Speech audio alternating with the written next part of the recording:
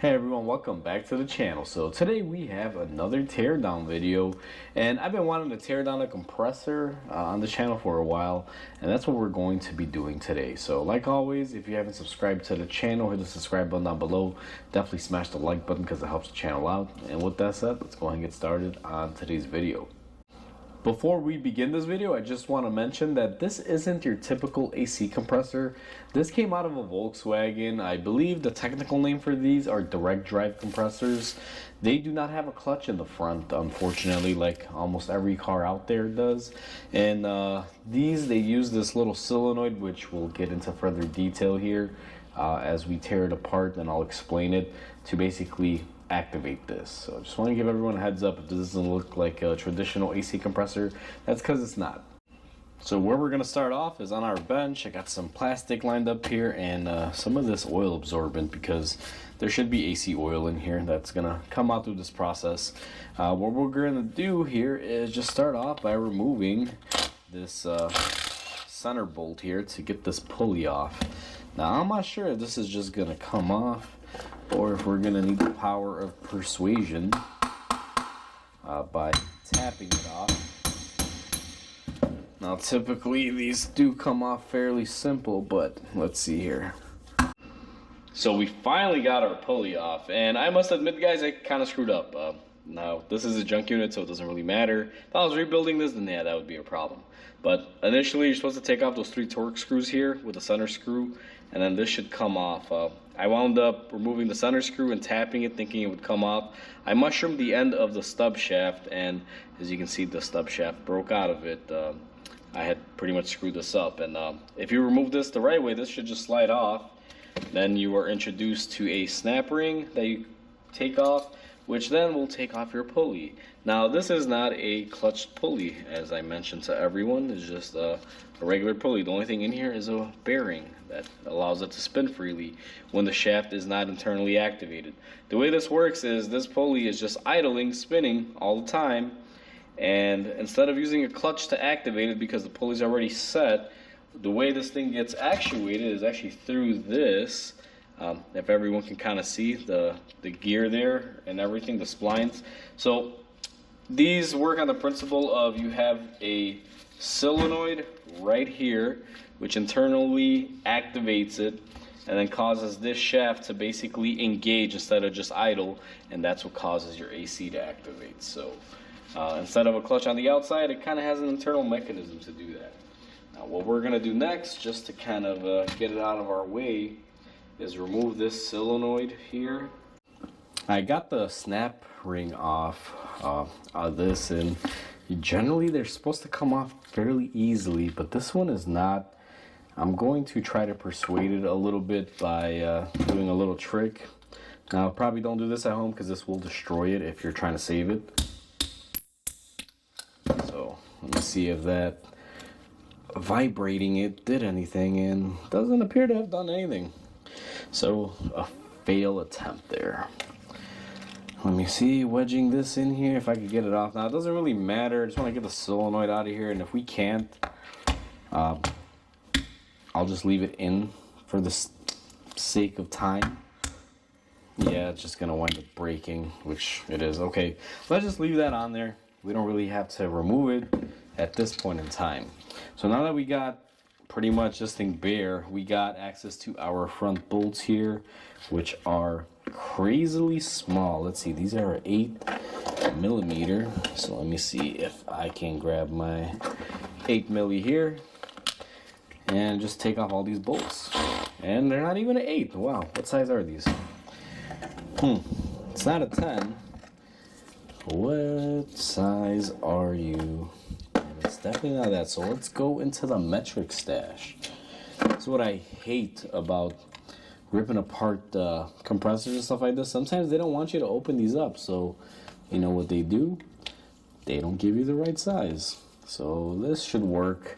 And actually I don't think it's that. It's just the fact that I think I mangled these up when I was removing my pulley, as a matter of fact, because let's see if this 8 fits. Yeah, so I mangled them up.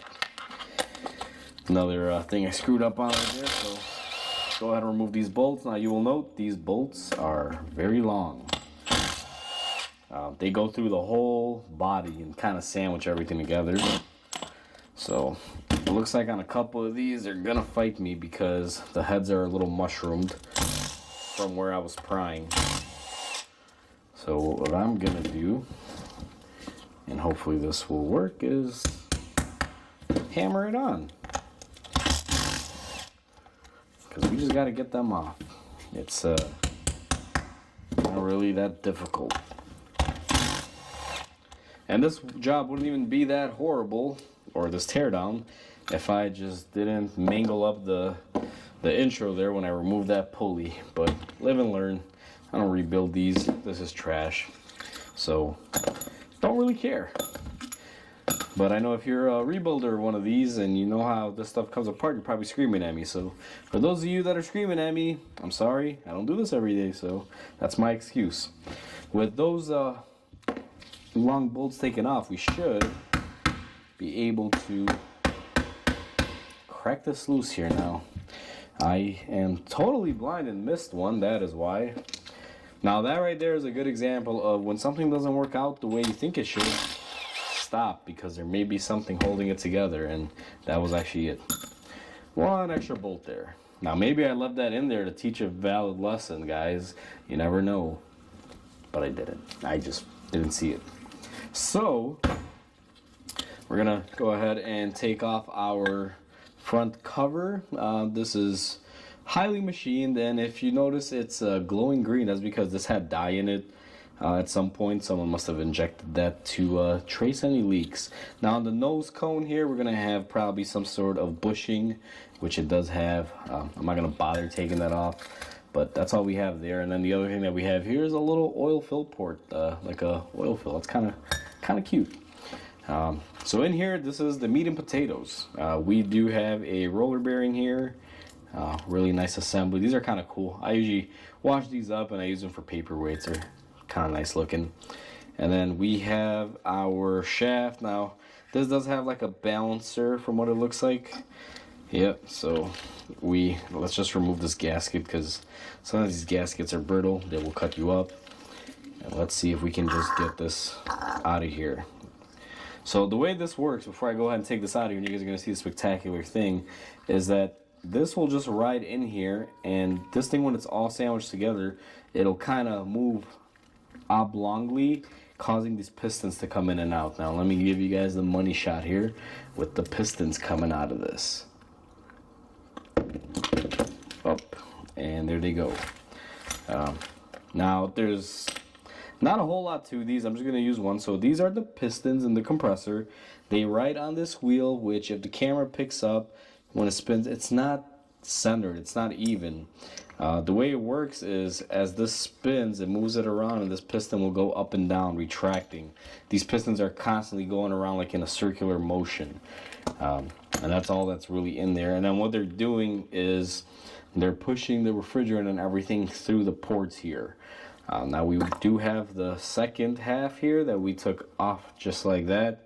Now in this back area, what you're gonna have is mainly your, I believe, your high pressure side, because the compressor, you know, is compressing, and you should have like a safety valve, which I'm assuming, does this have a poppet valve? I believe it does. And also you will notice, now you can't see it really good because we weren't able to pull it off, but in here, this is where a solenoid lies on the back cover, and then we have these little ports opened up where it can basically close the pressure ports and allow the AC to AC. Really intricate design, very unique. I will give it that. And I do believe we have like a safety valve there, a little poppet valve, if everyone can see that. I'm gonna try to get this off here in a second, but for right now we're just gonna kind of push it to the side. Now on the other end we have a gasket material. This stuff is, let me see here if I can get it off. It's a gasket, but also like a diverter type of valve, and I think I gotta remove this screw. So I gotta clean up my hands here from this green dye that I do not want to get everywhere, but it looks like I will. So with that unbolted, I believe we can come in here and remove this, or nope, but it looks like I'm lying to everyone. Let's give it a gentle tap here. There she goes. And then in the back here we have, this is, I guess you can say, like the heart chamber of it. As you can see, we have these little spaces here that open up. That's where the stuff can come in and out of. It's very difficult to see. And then it also has another port there. Think of this like a valve body, I guess is the best way to explain it. Let me see if it comes off in layers here now that I removed that center bolt, and it does. So think of it just like a transmission valve body in a way, the way it works. And this front portion I don't think comes off. No, I think this one is a part of it. Oh no, it does. So basically we got our little valves. Now, I don't want to seem childish, but if you look at this, they look like a certain male appendage. I'm gonna leave it at that. It's really intricate design. I wonder if that's on purpose or not, because for those of you in the automotive world, you know there's a water pump gasket on Toyota that looks like a male appendage, and those look like a bunch of little male appendages. But anyway, we're gonna get our mind out of the gutter. So we got that. Then we got our separator plate here that has, looks like some cutouts for some sealing surfaces and basically where stuff glides through. And then we also have our other backing plate, which again just kind of redirects everything. And if you're an AC guy and you've been rebuilding these for years, I don't know these terms, so don't be too critical on me. Now in the center section that we have here, we just have a bushing in the center and a little bit, this is like a little bearing, I believe, like a thrust washer that goes in there. And then we have our bores for our piston. Now these are actually kind of cool because if you look at this, it looks like a revolver chamber, you know, like a really huge revolver gun in some way, shape, or form. It's kind of cool, but that's, you know, not obviously what we care about here. And then our piston assembly. Pistons are usually lightweight aluminum. That's what these are. They have these, I don't know what I call these. They're kind of like little buttons. And what these do, and I know I'm not going to be able to get both of them on there, but one goes on the bottom. Think of it like a bearing of sorts. It just kind of glides on there, and then one goes on the top. And what they do is basically they ride on our rotor here. So when this is all slipping and moving along and this is driving those pistons up and down in a circular motion, it has like a wear surface that's not directly the piston doing it. So that's pretty much it. On a side note, usually these pistons do have a really nice like plastic kind of a coating that, you know, makes them very slippery. I mean, this thing is just a little bit of grease or oil, and it's moving. Like I think these are called phenolic coatings, if I'm not mistaken. They're usually made out of some sort of plastic that's put on there, and that is the case because you can see I'm able to scratch it and getting some like plastic residue off, and you can feel that burr in there. And that's all it really is. That's inside of a compressor. Basically just rotates the pistons around, you know, taking the pressure from the low side and injecting it into a higher state, causing it to change different states. That's how the AC works. And then on our rotor here, we just have a spring. The way this works, like I said, it's kind of oblong, so you can see how it can kind of collapse within itself. It'll kind of do this, and that's how you can get it to do its certain rotations. As it comes down, it's pulling the pistons out. As it goes up, it's pushing them in and applying them. So pretty unique design. Like stuff like this, I'm always fascinated by it. Now I've torn these apart before. Different compressors, they all use a similar mechanism in the center. But think about it, like who designed this? Like imagine how much time this must have taken someone, especially in the early days without, you know, CAD designs and everything that we got today, where computers can whip this up. You can tell AI nowadays, hey, make me this thing to run an AC compressor, and bada bing, bada boom, it's done. Not the case on the older engineering. Maybe that's why the older engineering stuff always works, but just a thought.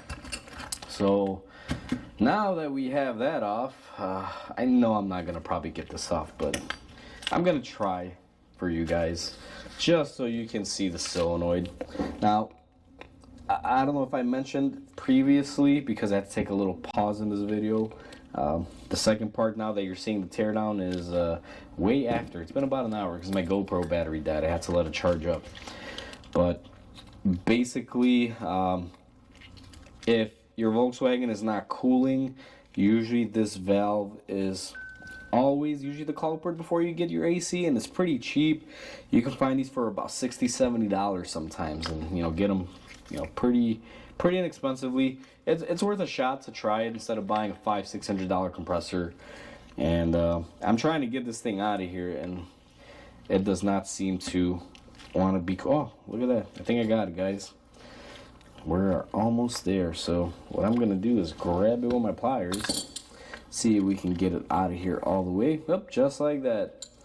And this is just a solenoid. It's electronically controlled, similar to like a VVT solenoid for engine timing, for like advanced variable valve timing systems. Similar design, and it just goes in the bore, and inside of the bore it controls everything. So we are all torn apart. That is what is inside our AC compressor. Very complex, very complicated system. So the only thing out of this whole mess that I'm actually wanting is just gonna be this little guy. I'm gonna save this just because these are cool. Plus you can put them under stuff and move them. But other than that, this teardown is complete. Hopefully you guys found this interesting. And like always, if you enjoyed it, comment, like, and subscribe, because it definitely helps the channel grow. I hope everyone has a wonderful day, and I'll catch you on the next video.